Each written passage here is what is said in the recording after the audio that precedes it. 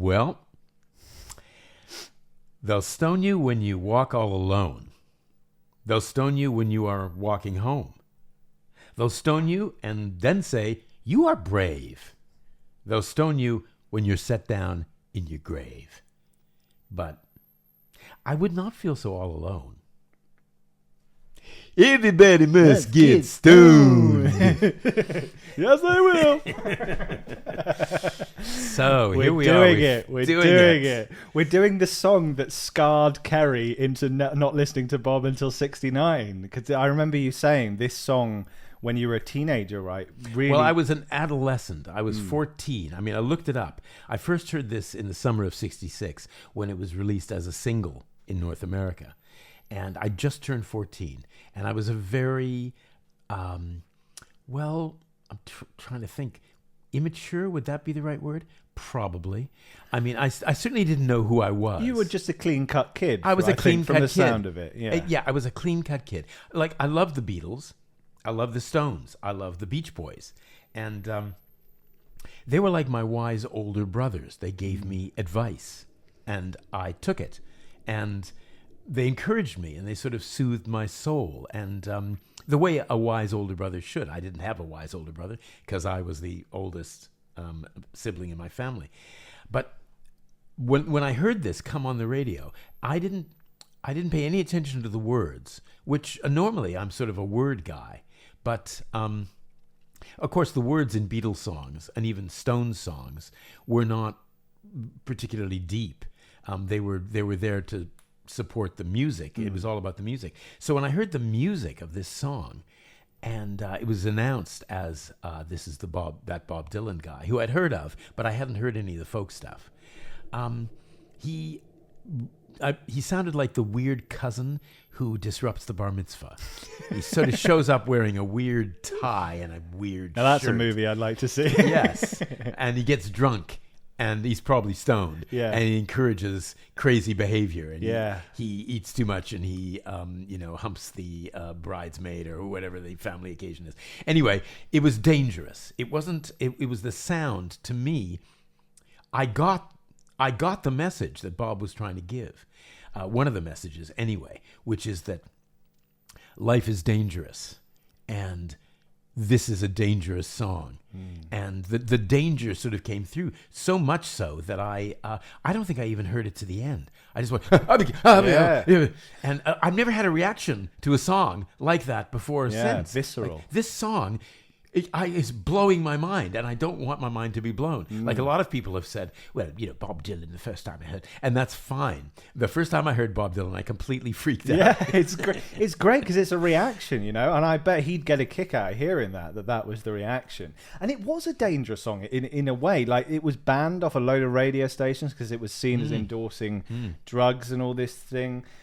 I mean, it's a 12-bar blues with a trombone and a piano. It's quite bizarre and hard to do, and I think it's got like an even I don't know brass instruments that well, but an even lower sounding brass instrument underneath as well. Well, it's got that trombone, but I think it's being played very low. Maybe it's just I don't think there's a tuba on it. No. But I do know that Dylan encouraged everybody, and Bob Johnston, it might have been Bob Johnston's idea. It was his idea, the producer, to try the Salvation Army marching band style. And I assume it was his idea that everybody swap instruments to increase the danger, or maybe it was Dylan's idea. I don't know. But Charlie McCoy, they said, can you play trumpet? And he said, well, not very well. And they said, yeah, exactly you've got the job. Yeah. You've got the gig. And this guy, Wayne Butler, was called up to play the trombone, called up in the middle of the night and showed up like a good Nashville studio musician. Al Cooper ended up playing tambourine, not keyboards, and everybody basically switched around. Yeah. And it was the apotheosis of the Dylan dangerous in the studio thing. It was the opposite of, not the opposite, but they'd already recorded Visions of Johanna. They'd already recorded Sad-Eyed Lady of the Lowlands. This was the last track they recorded. And when I say apotheosis, it was sort of like, let's throw all that stuff away. Yeah. That stuff where, we don't know how long the song's going to last, but let's, watch Bob and take everything from Bob. And he just basically said, and Bob Johnston just said, go crazy, guys. Just go as nutso as you possibly can. Yeah. And it almost feels to me, and I don't know, maybe this is me because I wasn't around at that time, but it feels almost like a satire of the hippie movement a little bit. Do you know, although he was around at that time, none of his music is particularly hippie-esque. No, Dylan. not at all. But this is kind of a bit of a parody of hippie. You know, hey, let's get stoned, man, peace and love, all that stuff. Although the lyrics are going, people will stone you, so it's not really. But do you know what I mean? I do. I think this is, again, like it happens every single time. I thought, what could I possibly learn about rainy day women, 12 and 35, by my, thinking about it, sitting down and really thinking about it, or doing some research and stuff. And of course, it's a much deeper, more complex song than it seems. Yeah. And I think that's a really valid interpretation of partially. I think it is sort of about, let's get stoned, man. Don't bogart that joint. Do you know that song, Don't Bogart That Joint? No. It was on the Easy Rider soundtrack. Okay. It may not be, I think it's called Don't Bogart That Joint. It goes, don't bogart that joint, my friend. Pass it over again. It's basically just a Stones song about smoking dope. Yeah. And it was on the Easy Rider soundtrack. And so that was around the same time. And so, there were lots of songs about smoking dope. Well, one of the sort of fan theory things, because 12 and 35, why number 12 and 35? Right. 12 times 35 is 420. Now, do you know the significance of 420 in the weed smoking world? What? 420, the 20th of April, so 420 in the States, is National Holiday of Weed Smoke for weed smokers. So there's talk that it probably isn't, but that 12 times 35 equals 420. I'm sure it was. I mean, when Bob Johnston first said, What's this one called? Exactly. He said, a long-haired mule and a porcupine here. That's so great. That just comes straight out of his brain. A long-haired mule and a porcupine here. And it's great. The cutting-edge bootleg series is fantastic for that. Because it does seem like this is him making up stuff. But there's also, talking about the title, that some people have said the title may come from Proverbs. So a continual dripping on a very rainy day and a contentious woman are alike. But it's from verse... That's very Bob Dylan. From Proverbs 27, verse 15. So it's not 12 and 35. Yeah, I mean, but this got to number 2 on the Billboard chart, so his highest grossing single to date. So, although it was controversial, it's any publicity is good publicity. Well, I guess it's fun, isn't it? I mean, it's a sound of. I think the thing that scared me is it's a sound of freedom. When I'm looking back on it, it's a sound of people having fun. It's very punk, or it's not as kind of angry as punk. No, but it's. But interestingly, when he goes out on tour with these songs, I know he didn't play this live, it is kind of punk. It is kind of angry, and he's getting angry reactions back. Sorry to interrupt. No. But I mean, of course, he did play it live lots. He's played it 977 times. He clearly loves this song. I think it's just fun, because it's not the sort of song that he would usually play live that much. But he turned it into, like, I was listening to the Before the Flood version as well, and it's kind of, it's sort of more purely nasty, I think. It's quite fun, but they'll stone you when you try to take a bath, stone you when you're walking on a path, they'll stone you when you're riding in your seat, stone you when you're walking on the street. Those aren't as good as the originals, I don't think. Although my favorite one is they'll stone you when you're walking on the grass, stone you when you're trying to make a pass. He was out on the road with the band, and he was smoking grass, and he was making passes, and he was doing all the fun on the road stuff. But I mean, some people don't like this song, which I find extraordinary. There was a Rolling Stone is always doing their fucking polls, and one of their, the best songs of blah blah blah. And at one point they did the worst Bob Dylan songs. Didn't this come third? Yeah, it came third. Fuck off. Honestly, fuck off.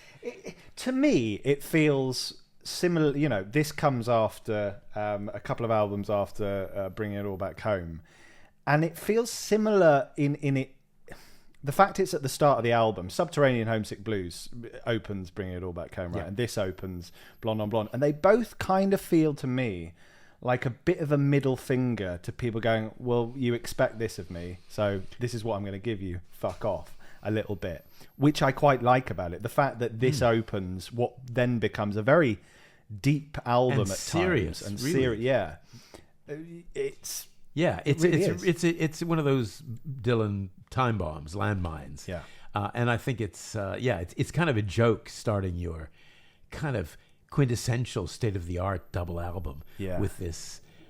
Like, to me, when I started going down into it, like, what is it about besides maybe having a good time and smoking dope? And it's about judgment. It's about everybody. This is on one level. There's many levels to it. The meaning of Everybody Must Get Stoned, I think. But in this case, when I was listening to it, I thought it's that we're still living in biblical times, and the biblical crowd will always throw stones, and music critics will always criticize. And it made me think of one of our patrons, I believe, who says he subscribes only because he hates it so much.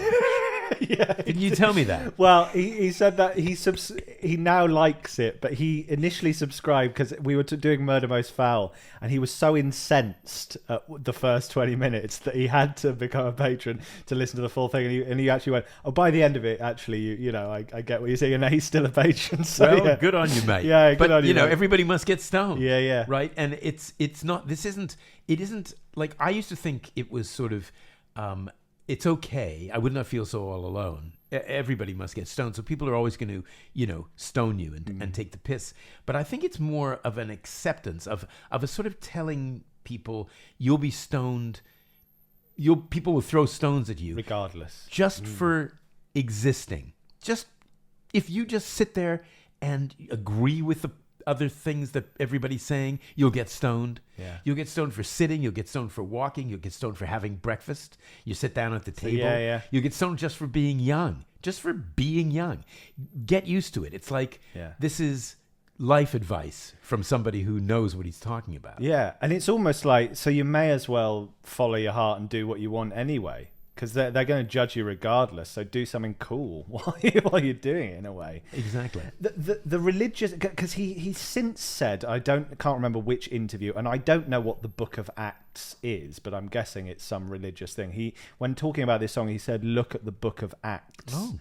So he was basically saying it's not a drug song. And he also said a similar thing at the Albert Hall in '66. He said, "I never have and never will write a drug song."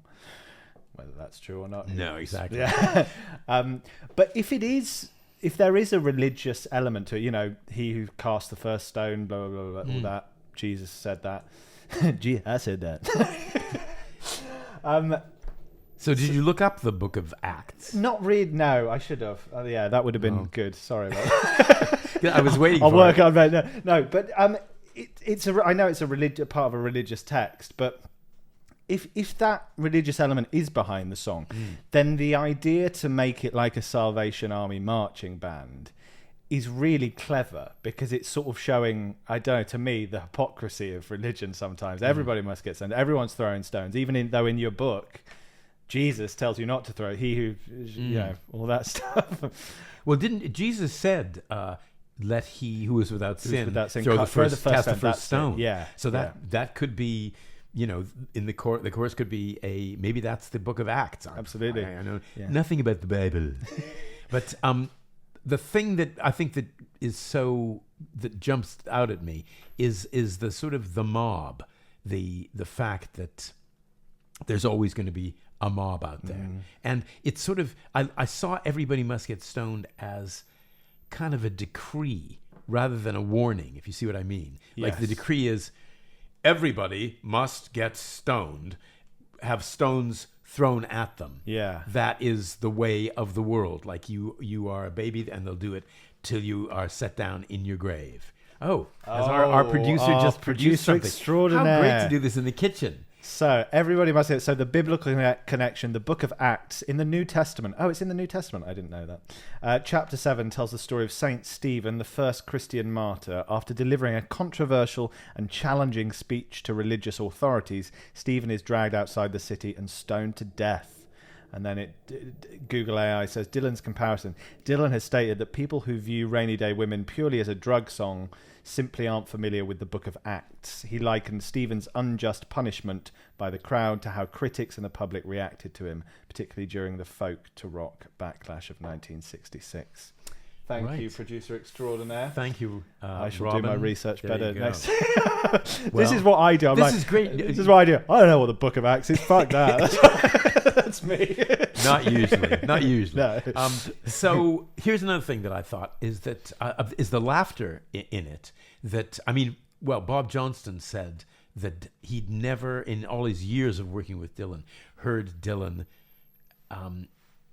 laughing in a kind of a full-throated, wholehearted, and while singing as well. While singing, and then they of course it was only one take, as most people know, that they did a rehearsal and nailed it in one take, and so it's a sign of, and we've talked about this before. We love Bob laughing. Oh, we just like to see Bob happy. He's such a heavy guy. Yeah. But to hear him laugh is brilliant. But anyway, it made me think that one way to get a good reaction of laughter from a crowd, back in the day, they were all human beings just like us, was at executions. People would laugh. Yeah. People would go there and have a really good time. And there's something and they'd jeer at people in the stocks, and they'd throw vegetables at them. And they would throw stones at people. And, that's human behavior. There's something very sort of medieval about about his warning, about his, it's not a warning, or his acceptance of everybody must get stoned. It's like as old as human life. Absolutely. Yeah. And that sort of kind of hit me.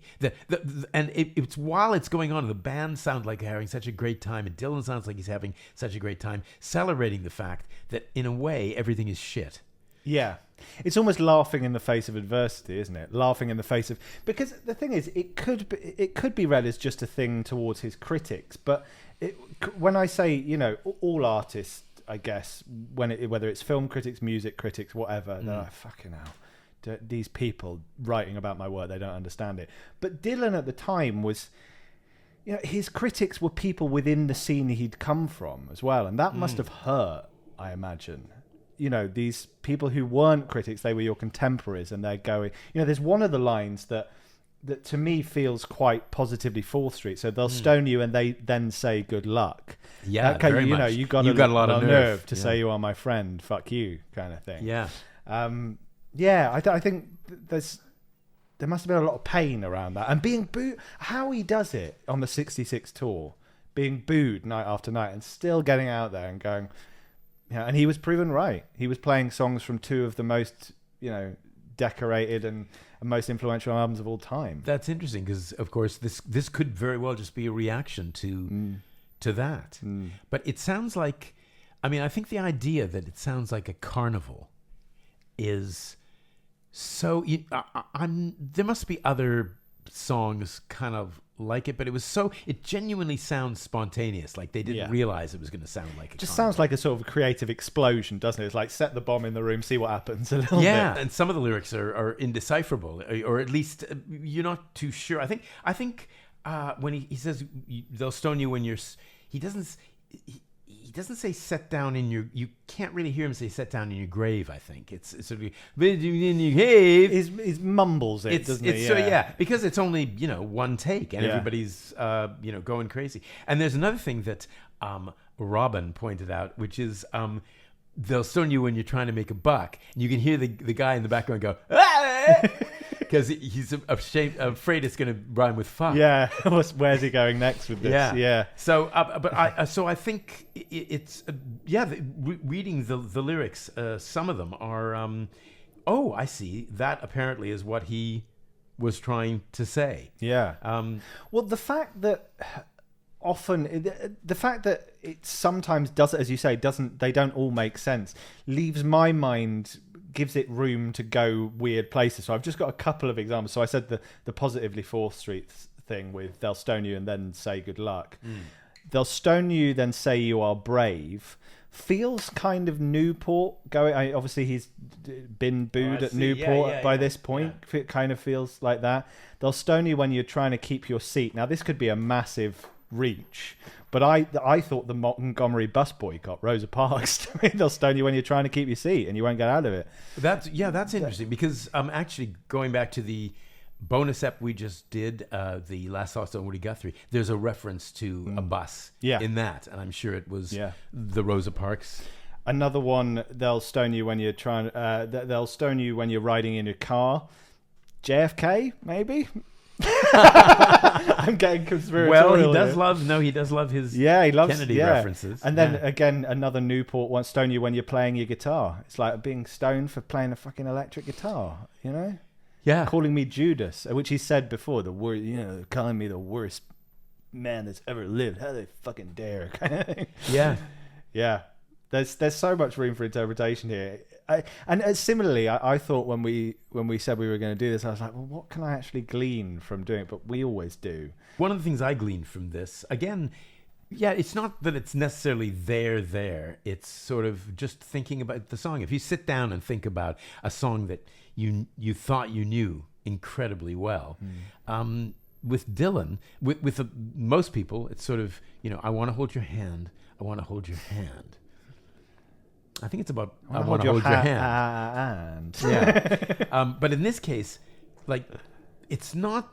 It sounds like one of the things that occurred to me. It sounds like nobody's in charge. Like they're basically, it's anarchy. Yeah. And the band is sort of wobbling. People are shouting. If the rhythm is kind of irregular, and the singer doesn't sound like he's really responsible for the song. Like he's reacting to the band. Yeah. He's laughing at the band, and it made me think. I mean, I must say, you're challenging me on the Beatles, constantly. I know you've had a bit of a recantation, bit of a road to Damascus moment. Yep. But I quite appreciated you challenging me on the Beatles, because it did make me go back to compare Bob and the Beatles, and the Beatles sounded like clever boys breaking the rules. Yeah.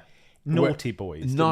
Yeah. Where Dylan is questioning the very existence of the rules. Yeah. And I think that's the thing for me. Like, the Beatles, when they first arrived, seemed to me kind of the next version of Buddy Holly, taking what Buddy Holly did and doing something new. Yeah. Whereas with Dylan, I know obviously he's got loads of influences, but immediately to me with Dylan, it feels like just something entirely new. This sort of singer-songwriter, which wasn't really a thing before Dylan. But I do love the Beatles now, and everyone's making fun of me in the comments for it, as they should. Good. Well, but I'm sure it'll come up. Again, we'll probably read and devote an episode to that book that came out fairly recently, comparing the Beatles and Dylan. Yes, it's certainly on my list, and I'm sure it will both, eat it up. Another thing the song reminded me of was, "Let's Go Crazy" by Prince. Yeah, great song. Great song. You're going to get criticized anyway, so let's go crazy. Yeah, let's go nuts. Sure. Yeah. And yeah, there was this. I just think this is quite interesting. When asked at a Stockholm press conference on the '66 tour, so after it had been recorded, obviously, what the song was about, he replied, "Cripples and Orientals and the world in which they live. It's a sort of Mexican thing. Very protest, and one of the protestiest of all things I've protested against in my protest years." Isn't that brilliant? That's great. One of the protestiest of all things I've protested against in my protest years. One thing that surprises me, this song has been played live more times than any other song on Blonde, which is widely considered, one of his greatest albums. That surprised me. I thought, wow. That surprises me. Yeah. And I know that he's changed the lyrics a lot. Like, I don't know. I, of course, know the Before the Flood lyrical changes, but you study the live versions of many of all of his songs. And I think one thing he loves to do with this song is take the piss out of his own song. Yeah. Yeah. I think, Which is a very endearing quality. Isn't it? Yeah, and it's sort of like nothing is sacred. They'll stone you when you're riding in your car. They'll stone you when you're standing at the bar. Isn't as great as some of the, lyrics. No. But it's sort of, I can do what I mean, he's taking the piss out of his own song. He's taking the piss out of his own self. And I find that very endearing.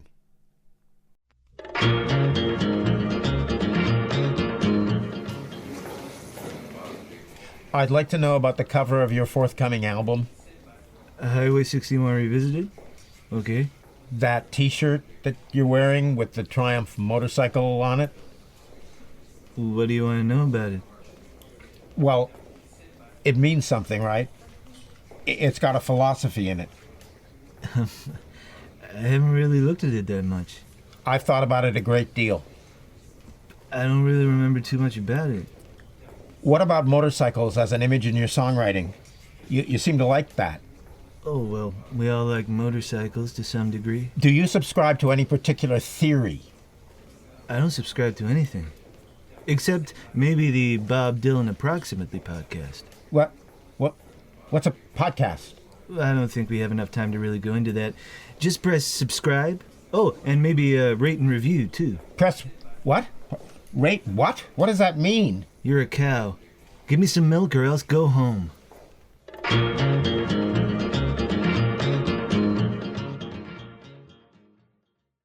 I'm here to create the new imperial empire. I'm going to do whatever circumstances require. I care so much for you. Didn't think that I could. I can't tell my heart that you're no good. Well, my parents, they warned me not to waste my years. And I still got their advice oozing out of my ears. You don't understand it, my feelings for you. Well, you'd be honest with me, if only you knew. Here we go, baby. Here we More go, Love baby. and Theft. Yeah. It's definitely going to be the album we cover in its entirety first for sure. Yeah, because we just sort of bash things around, and I think I suggested this originally some time ago because I'm aware that one of the reasons we get along really well is that you're very honest with me. And we talked about AA and things like that, and why that's important to your life. And I was listening to "Honest with Me" while I was swimming one day, and I thought we should do this because Dan would probably have a lot to say about this. It turns out, of course, I've got a lot to say about it as well. Yeah. But and it turns out that it wasn't at all the song that I thought it was. No, not at all. It's exactly. It's sort of the most. Take away the accompaniment. And lyrically, it's really heartbreaking. It's like lost love. He can't get this woman who treats him poorly out of his mind, no matter how much he tries. And I didn't, I just think of the, it's fun, the accompaniment. But the lyrics, actually.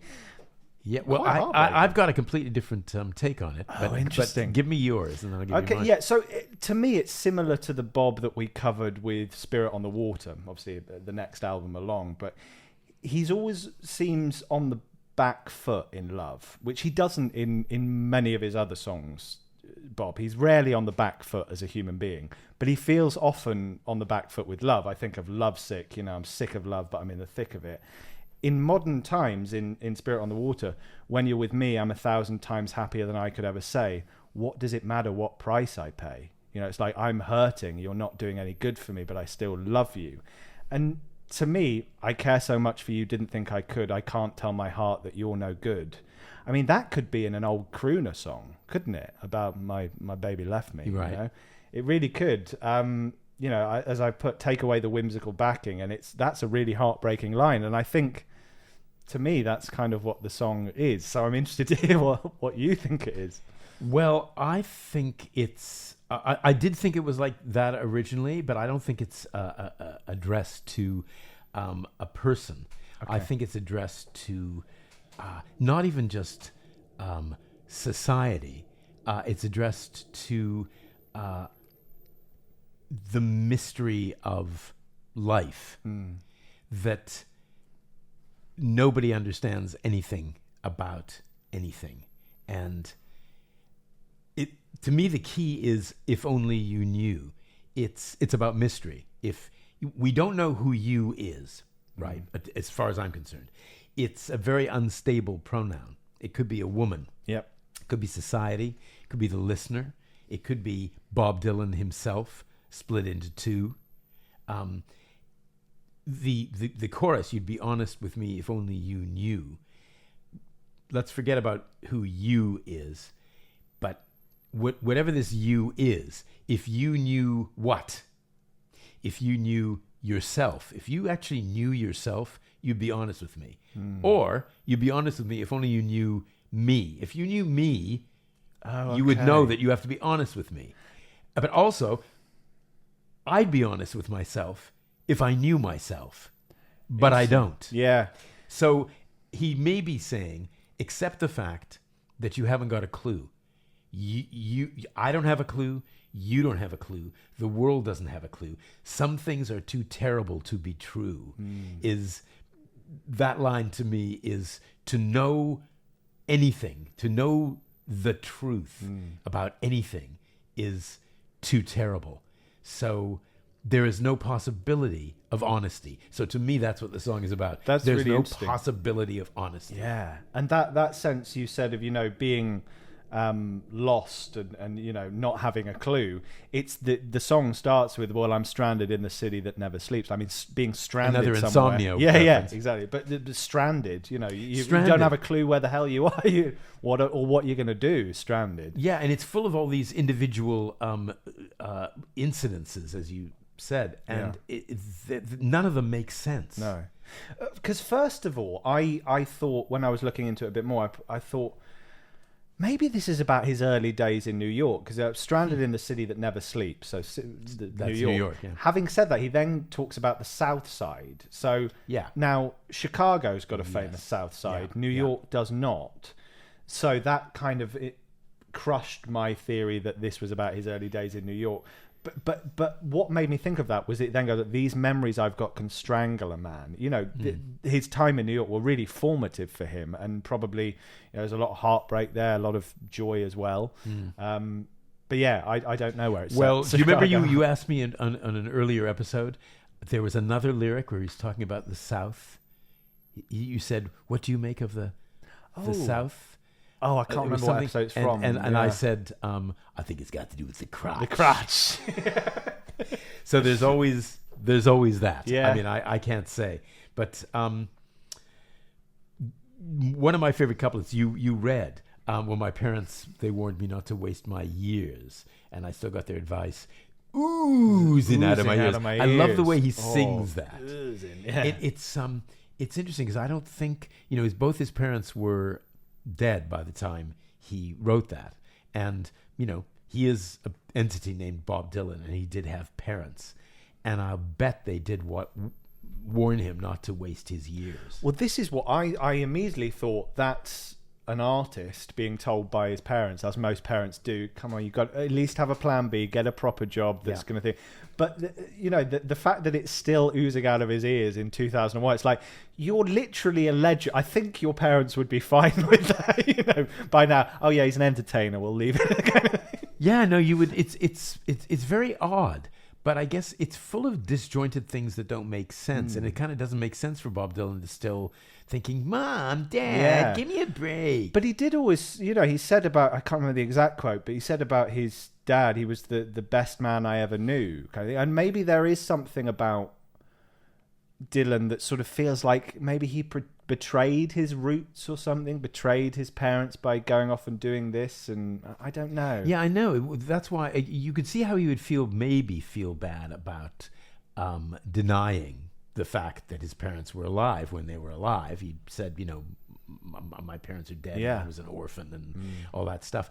But actually what he's doing is putting the boot into his parents in this. So I find that, but I think it goes along with everything else because the song is full of violence. There's hunting, there's crashing, there's strangling, there's the sky splitting open. Yeah. And I analyzed a few of these things. I'm crashing my car trunk first into the boards. I've always thought was a really interesting line.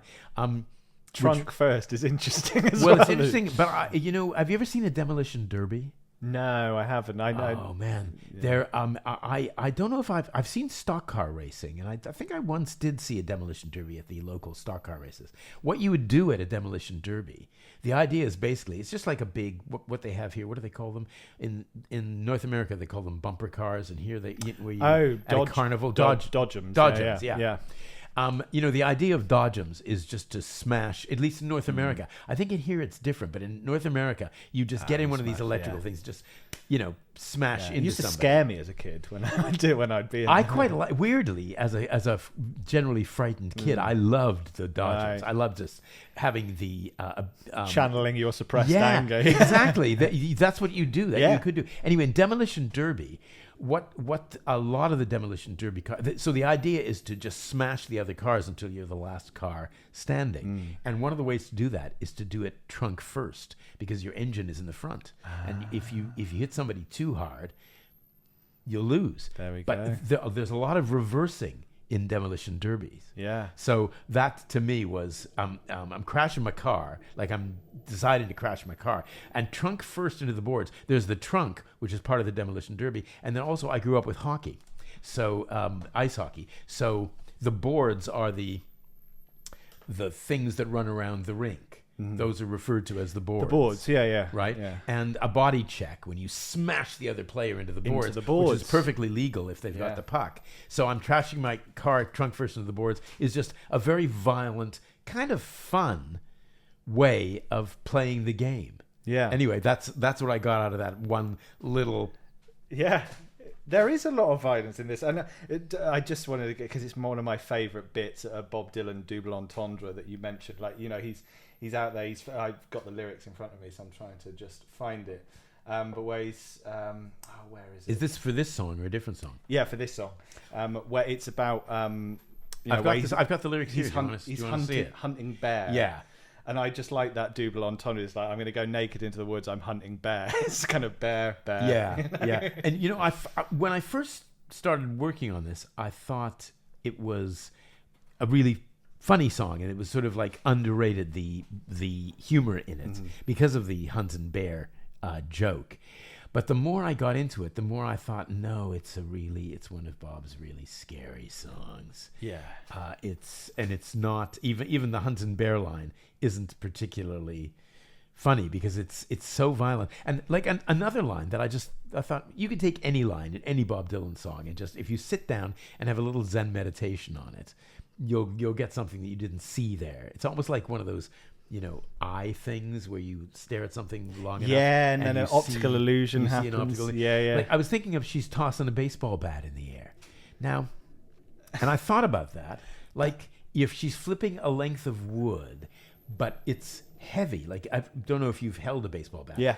Probably a bit like a cricket bat, and they're lighter than cricket bats, but generally. But well, they're still pretty heavy. Like if you throw that in the air, you can do some serious damage. You're not going to be able to catch it. Like No. they don't. It's gonna come Hit down and someone on the brain head, you, brain you or somebody else on the head. Or knock out your teeth, or it's dangerous. So she's tossing a baseball bat in the air is like. It's insane. It's dangerous. It sounds quite sort of like playful because baseball's a game, but it's not sort of symbolic or anything. It doesn't like a baseball bat represents mortality or human knowledge. Yeah. It's just a baseball bat, and if she tosses it in the air, there's danger.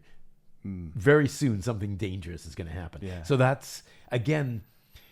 And I think it's about the song is about people blundering around who people think they know what's going on, but they don't. To me, it almost feels like, because we both love this album so much, but it almost seems like a continuation later on in the story of the same character that's in Summer Days. That kind of Hellraiser going off to different places, do that.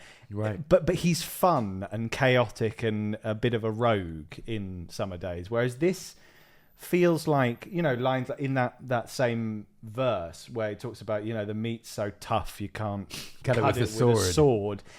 There feels like a disillusionment with the world in this song to me. That makes sense. I mean, I think the whole song is full of disillusion and disconnection. Yeah. And indeed, you mentioned being stranded. I'm stranded in the city that never sleeps. I realized that that's actually another favorite Dylan thing. I just, off the top of my head, we sit here stranded. Yeah. And even, and this is one I kind of looked up. And old men with broken teeth stranded without love. Yes. I think that whole thing about being shipwrecked, being stranded, not, he's found so many different ways of saying that nobody knows anything, including me, and certainly you. I mean, and so you be honest with me if only you knew anything about anything. But therefore, nothing makes any sense because you can't know me. I can't know me. It's a far more interesting take than mine, because I kind of thought that you'd be honest with me if only you knew. I kind of thought it was if only you knew how much I'm mad about you and can't. It could be that. It could be, yeah. But no, yours is a much, similar to my Red River Shore thing. It's about his creativity. It most likely isn't, but it was an interesting theory. Yeah, no, it's just, this is why we're here. Just to chat about the possibilities. Exactly. There's a very subtle bit of Dylan brilliance that so when he starts the verse with "well," which is in the second verse. So in the first verse, "Well, I'm stranded in the city that never sleeps." It's sort of like, it almost denotes a shift in chronological time, and the fact that he started it with that. Usually, you'd go say, "I'm not sorry for nothing I've done. I'm glad I fought. I only wish we'd won. The Siamese twins are coming to town. People can't wait. They're gathered around."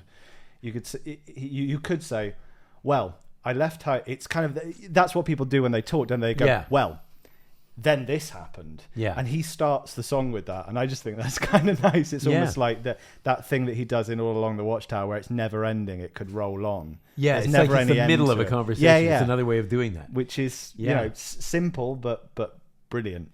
I came up with an idea. This was like after I'd been staring at it for too long, and this is crazy. It's bullshit. But I imagined that it was written from the point of view of a interrogator, sort of in a room, a police, or even something even more dark, like a South American dictatorship interrogator, who is sort of, he himself is going a bit mad, and he's not letting the guy who he's supposed to be interrogating say anything. Yeah. He's like, "I'm not sorry for nothing I've done. I'm glad I fought. I only wish we'd won. The Siamese twins are coming to town. People can't wait. They're gathered around. When I left my home, you'd be honest with me if only you knew." Sort of asking him to confess, but not giving him time to answer. Exactly. I like that. Yeah. So I've been up too late at that point. Just "I Won't Come Here No More If It Bothers You" is a direct lift from "Confessions of a Yakuza," one of many direct lifts throughout the album. But yeah, I just thought that was, that's a good, because I mean, why throw that in? Nobody ever. Yeah. Why that particular line? Well, it's like the pig without a wig line in a way. Yeah, it's that's, like, I think it's so entertaining, the album. And it was so entertaining seeing you sent me the live version that's on YouTube. I think it's the only one on YouTube.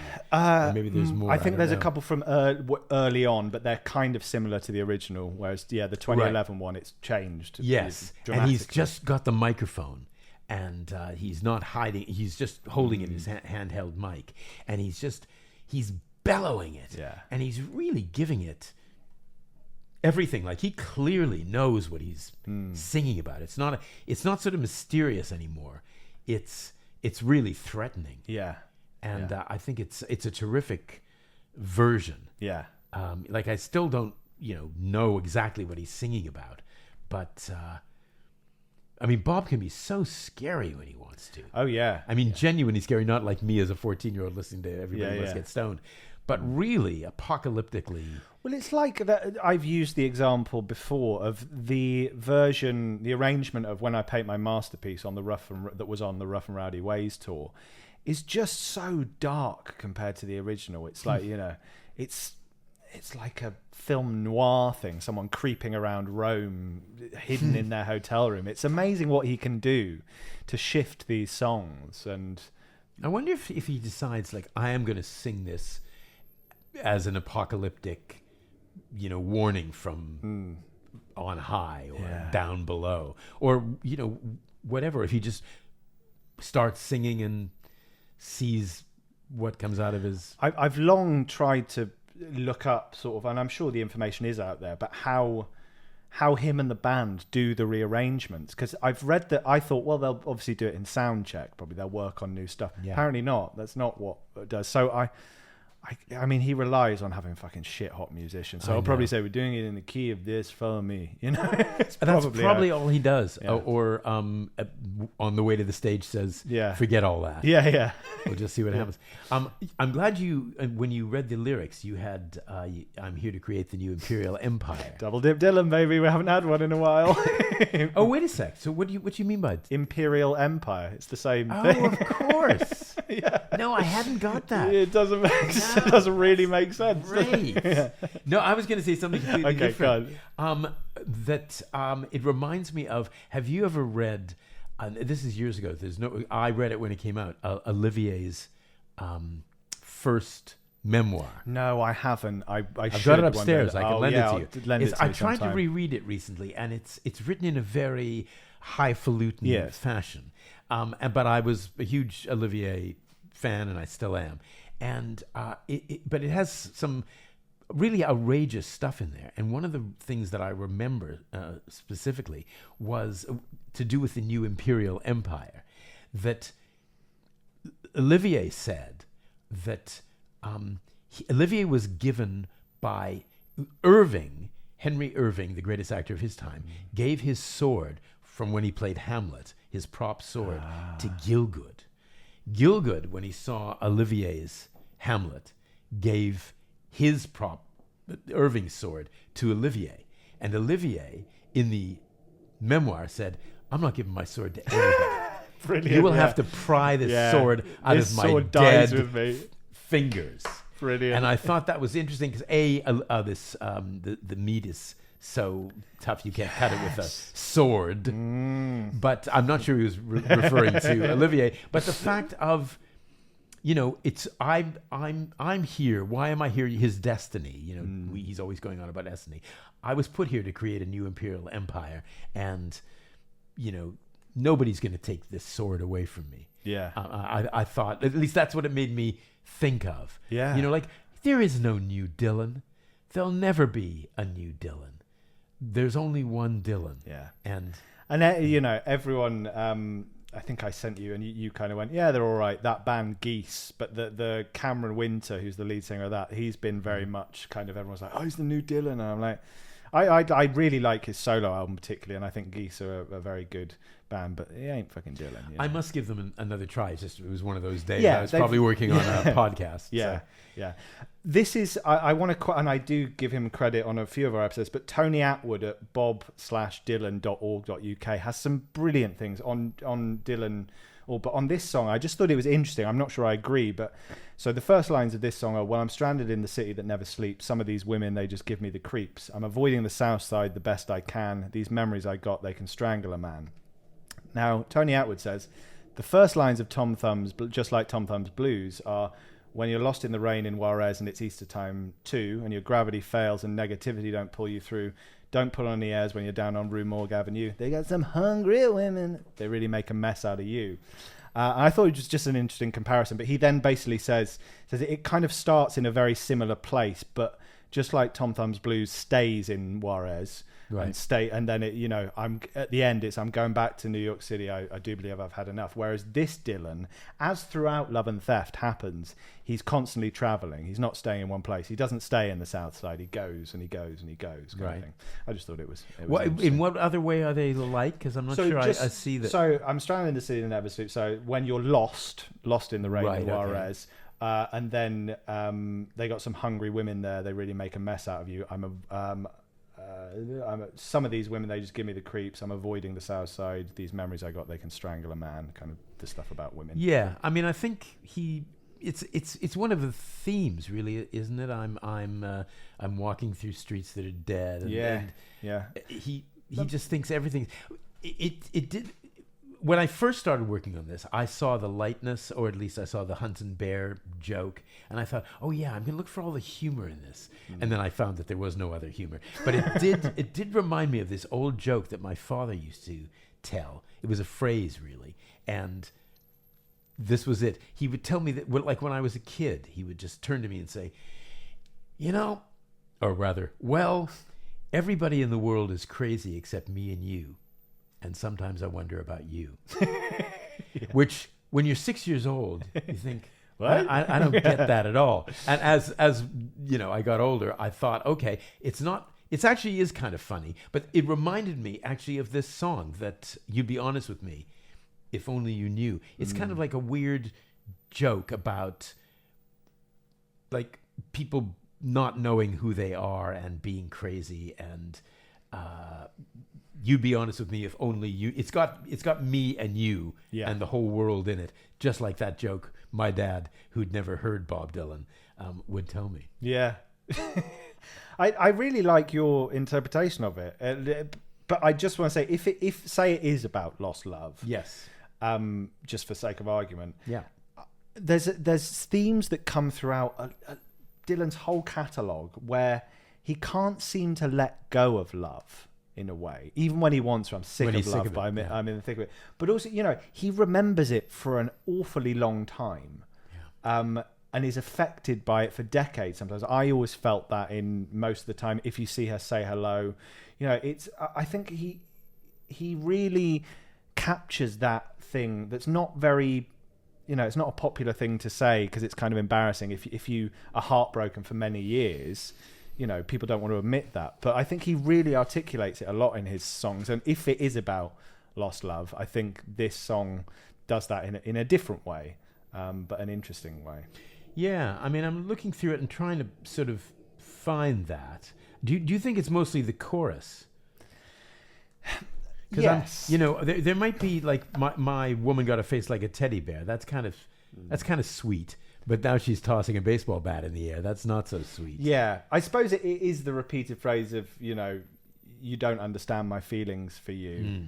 But also lines like, you say my eyes are pretty and my smile is nice. Well, I'll sell it to you at a reduced price. Well, every time, yeah. I mean, it is. I don't know. It sounds bitter and twisted to me. It does, doesn't it? Yeah. And it's kind of funny as well in a way. It's like, well, I'm old now. You can have it at a reduced rate. I'm not what I used to be, maybe. Yeah, and also I'll sell it to you. You know, you my eyes are pretty. You know, I'll make it all about commerce, which is to me pretty low. Yeah. I think you might be right. I think maybe it's mostly the continued chorus bit. I think the more episodes we do, the more I seem to see, certainly later Dylan, by which I mean the last 30 years, that it's more about complete loss of faith about the world. Like, you can't trust anybody, you can't know anybody, you can't trust yourself, you can't know yourself. Nothing's what it seems. Nothing matters in the way you thought it would matter. Yeah. There's a lot. Did you read that thing of when Trump turned 80? Dylan was one of the people that was asked to write this thing for the New York Times. Yes. And he said one of the things I've learned at 85 is, like, I won't get the quote exactly right, but he's saying all the things you thought would matter don't matter in the way you thought they would. Yeah, and he wrote about time as well, didn't he? He said something like, time doesn't move. Yes. Time, time stands still and we're the ones moving. That's right. Yeah, which I really liked and typifies. You know, he's always on the move, isn't he? Yeah, and I think it's like a Dylan lyric. Just thinking about that, it's very visual. Yeah. Yeah. He's played it 739 times live, so it's a real favourite of his later works, clearly, because that's, you know, since 2000. I think he first played it, I haven't checked this, I think 2002. I don't think he played it at the back end of 2001. But yeah, last time he played it was 2019. So clearly loves it. It's fun, isn't it, to listen to? It's a fun song to listen to. It is fun. The original arrangement and the drums, we were talking about drums, you know, it's a great old, absolute, almost Led Zeppelin-esque racket. Yeah, it's that lovely sort of, well, I don't know what Robin might know, is more of a drummer, but I got taught, like, a lot of rap drums in early rap with that, that they do that a lot. So that's one of the first things I ever got taught on the drums was that. And it's really hard to do for that length of time and stay in rhythm that quickly. It's not easy. I know. No, I wonder how many. I don't know anything about the studio history of this. How many takes they did. But it sounds very lively, doesn't it? Oh, this is one bit of digging I did that I think might give my defense that it's a lost love song a bit more credence. Right. So I'm not sorry for nothing I've done. I'm glad I fought. I only wish we'd won. This text comes from a US Civil War song, I'm a Good Old Rebel, in which the Southern soldier knows he has fought for a losing cause, but he stands there utterly unrepentant. And to me, that kind of suggests, if Dylan's using it similarly in this song, it's like, I fought for love, I lost, but I don't regret a single second of it. Perhaps. Who knows?